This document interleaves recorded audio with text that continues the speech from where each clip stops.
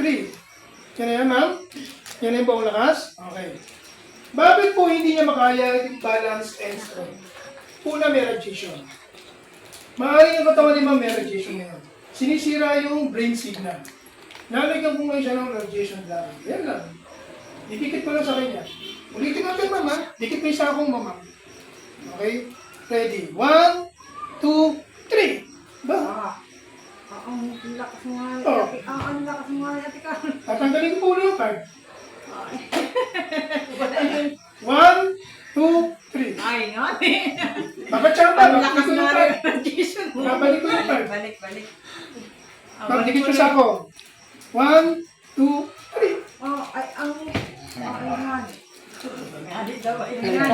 Thank you, ma'am. Para basubukan mo.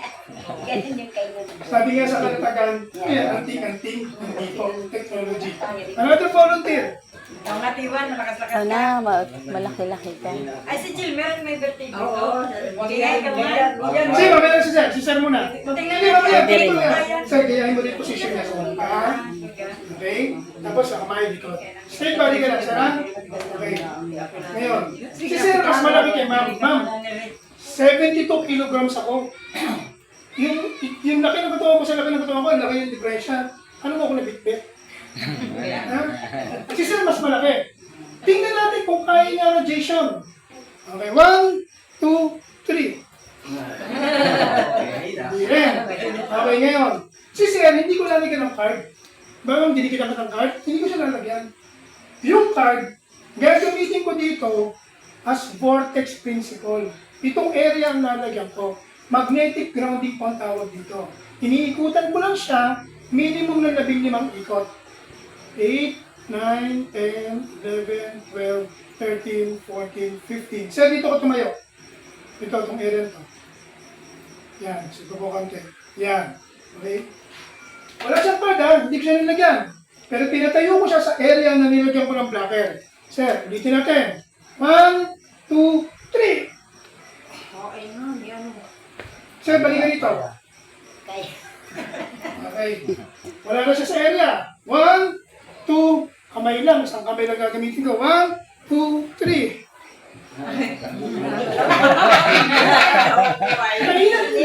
Ang lakas mo nga, ano. Thank you, sir. Thank you. May anting-anting ka, sir. Another volunteer. Sige po. Nay, gusto mo ikaw? Kahit ikaw. Ay, hindi mo pwede si Ma'am, nanay at ibalik may ko sa may kamay. bali. Sorry, huwag na. Sino, ma'am? Kayo, sir. Si sir. Hindi man may... Ma'am. Sino po? Ma'am, ikaw. Bakit ayaw niyo matry? Ayaw niyo masubukan? Ikaw, ma'am. Bakit po? Kasi kaya ako yung mapakita eh. Hindi man. Sino nga ginaganon ko Ayaw sila? mag-volunteer. Si ma'am na lang uli. Hingi po ako sa basong tubig. Na mali ka dito. Ba't ayaw niyo matulong masubukan? Ako nga nung hindi dinero sa man. akin to, ako yung unang-unang nag-volunteer. Gusto ko maramdaman, di ba sir? Iba yung maramdaman mo, di ba? Kesa doon sa napapanood mo lang, iba yung... Natigas ang ngayon. Wala ka sa Ma'am, ulitin katawan. natin. Position ka. Kanina, hindi mo kaya. Okay, ulitin natin yung test, ha? Eri natin, oh, inaano ko Eri. Hindi pa rin. 1, 2, Eri. 3, hindi pa rin. Ngayon, kanina, dinikitan ko siya ng card. Niligay ko sa katawan niya. Ngayon, hindi. Pwede ko siya ng tubig. Pero kung anong ginawa ko dito, yung tubig, gagawin kong energy water. Wala pong orasyon yan, ha? Iniikutan ko lang yan. Hindi ko sinasawsaw yung card. 8, 9, 10, 11, 12, 13, 14, 15. Minimum ng 15 ikot na minimum.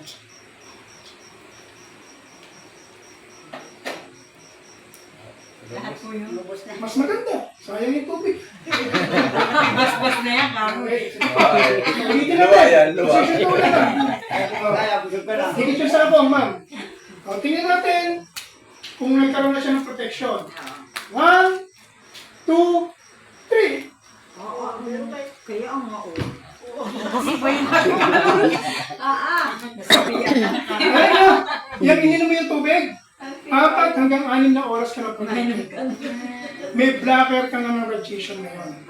At meron pa pong maganda yan, mamaya, explain ko sa tubig. Ayaw nyo kasi ng volunteer test. Meron pa po ito isang test using the cellphone.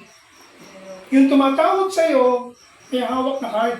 Ikaw wala kang card. Pero kahit na wala kang card, pero yung tumatawag may hawak na card, kaya niyang ibigay sa iyo yung energy. Kahit kung saan makarating yan, kahit sa bansa yan, basta narating ng frequency. Okay, ngayon, pinakita ko sa inyo, si Sir, ang laki ng katawan, pero hindi niya kinaya ang radiation. Kapag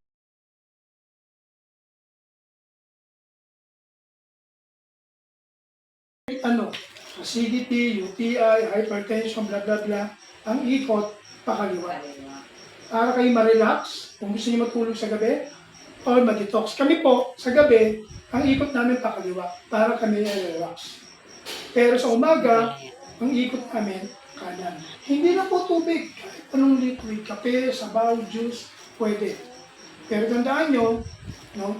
Ano yan? Bakit meron ganun? Hindi ko naman sinasawsaw di ba? Ang tawag doon, magnetic grounding. Sobrang lakas ng kanyang energy. Eh bakit iniikot? Yun yung vortex principle. Pamili kayo sa dagat, yung merong undercurrent, yung umiikot, di ba ang lakas nun? Yun po yun. Yung ikot nun is energy. Yung magnetic grounding nilagyan ng energy. Pag kanan, energy siya and protection. Pag kaliwa, nire-relax natin and detoxification. Ngayon, ulitin ko ma'am, pwede na yung sakit mo ay hindi mo nakuha sa radiation. Humina ang immune system. Pero, kaya mabagal ang recovery mo or hindi ka makarecover is because exposed ka pa rin sa radiation. Kahit may medication ka niyan, ang kailangan mo dyan, vitamin C. Ang kailangan mo dyan, mas sustansyang pagkain para bumalik yung immune system. Pero, kahit na umiinom ka ng gamot, vitamins, supplements, as long as napakalakas ang radiation sa inyo, sisirain pa rin ang cells mo. Bakit nangyari sa mga bata yun? Bigla na lang. Bakit nagkaroon ng seizure? Hindi kinaya ng katawan yung radiation. Pero kasimple lang po yun. Ngayon, yun ang tagal ko nang gumagamit ng cellphone. Hindi naman ako namamatay. Yes. Kasi nga hindi siya instant killer. Silent killer. Pwedeng hindi mo nararamdaman pero baka nagkakasakit ka na ngayon. Because of radiation, pwede meron ka ng arthritis ngayon, pwede meron ka ng vertigo, pwede meron ka ng ganito, pwede yung kidney mo hindi na nagpa-function normal. Hindi ka napapatayin bigla. Pero sinisira ang katawan mo. Depende ngayon yan sa katawan mo. Kung mahina ang katawan mo, madali ka maapektuhan. Kung malakas ang katawan mo, pwedeng unti-unti.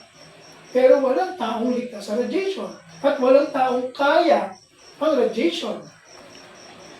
Kaya nga po, sa may mga radiation, grabe ang protection nila, yung suit, di ba? Grabe yung kanilang protection sa katawan sa mga nagtatrabaho sa radiation. Eh kaya lang tayo, cellphone, may gadget, TV, ang laki pa ng TV nyo, oh. Tapos ang lapit-lapit ang upuan nyo, oh. Yes. Di ba ito pag binuksan nyo, may static ito? Maramdamin nyo yung static nito? Grabe yan. Grabe, lalo na po kung ito ay Android TV to. Kasi may signal kagad yan eh. Di ba? Nga, kung ito, di antena lang eh. Di ba?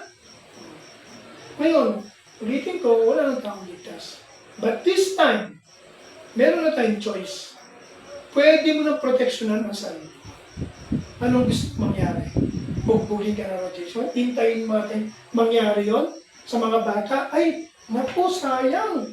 Nung isang gabi nga pala, may nag-demo sa amin dyan ako. Sana hindi na nangyari sa anak ko yung ganito. Sana naniwala ako sa nag-demo. Tama?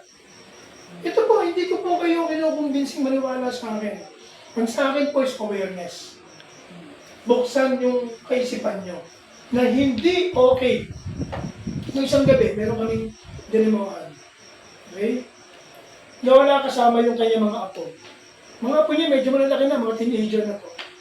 Alam mo nga after ng demo, yung mga bata ang nagsabi, kaya pala may naroon na ako nararamdaman ganito, may naroon na ako ganito. Kung hindi pa kami nag-demo, hindi malalaman ng lola na may mga ganito na parang nararamdaman. Pinitiis nila. Hindi, akala nila okay lang po.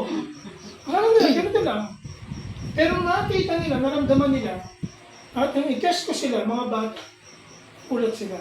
Kaya sabi nila, kailangan namin ng ganyan. Lahat po tayo, kailanganin ito. Ito pa maganda. Because of the far infrared, scalar energy, and negative ion, bukod sa radiation blocker, meron po itong health benefits. Disclaimer, hindi po ito gamot, ha? Pero technology ito. Napakarami pong testimony dito sa Mindoro, even stroke, naikilos ang kamay. Noong isang araw, nandoon po kami sa sa Pinamalayan. Kaibigan din po ni Ma'am Rona. Baka kilala niyo yun. May tindahan na na-stroke. Ano pangalan lang? Iman. Yung matapang lalaki. Silang. Silang yun. Okay. Taga Santo Na-stroke. Niño. Kuyatan. Ginawa namin sila ng asawa. Siya pala ang nakaharap doon sa computer. Ano ba yung ginagawa niya doon sa computer? Nag-ano lang. Print. Nagpiprint. Nag-print. Lahat ng Nung Mga tinas namin computer siya, sila. naramdaman niya. So sabi ko, sir, gano'n ba talagang may stroke? Parang 6 years na siya na-stroke, no? Parang gano'n. Yan. Okay? Nagagalaw niya itong kamay. Pero hindi niya ma-grip. Ganyan lang. Hindi niya maisarap ng todo. Pero nagagalaw niya ito. Ngayon, habang nag-usap kami, sabi ko, sir, lagay mo nga sa kamay mo. Nilagay lang po sa kamay ng ganyan. So, usap. Ganyan po siya. Maya, napansin namin, mahigpit na yung hawak niya. Sabi ng asawa niya, oh, nagagalaw mo ba na? Tinanggal namin yung card. Sabi ko, sir, pisilin mo yung kamay ko. Napisil niya yung kamay ko. Hindi pa nga maniwala yung asawa. Sige nga, tingnan mo. Sabi, hindi ba nagagalabi? Hindi, hanggang ganito lang, pero ngayon nagagalaw ko na. Kaya po yung mag-asawang yun, ginabawa or after 2 days, nagka-fill sila ng card. Bakit? Nakita nila na nakatulong agad. Eh, tinanong ko kayo, osteoarthritis, rheumatoid. Okay? Meron po kaming kausap sa Bansud. Ganyan din po. Pero siya naman, nakakalapit pa. Kaya lang, hindi na malayo. Hindi niya na kaya lumakad ng malayo. Siguro mga ilang metro lang. Sobrang sakit at hindi na po siya mapagkatulog. So, sobrang sakit. Meron na siya insomnia anxiety. Okay? Dahil mo kami sa bahay nila. Sinubukan po nila, kamila yung card. Kumuha sila. Noong unang gabi po, kinabukasan bumalik kami sa kanila. Alas 11 ng tanghali, tulog pa. Akala ko, kaya natulog ko yan. Nung nga ginising, sabi ko, kumusta po? Sabi niya, sa mahabang panahon, ngayon lang uli ako nakatulog ng masarap. At nakalakad na po, nakakapunta na ng dagat, nawala yung pananakit ng ganito. Okay? So, ano po yung point ko? Hindi siya gamot. Pero because of the technology, pwedeng makatulong.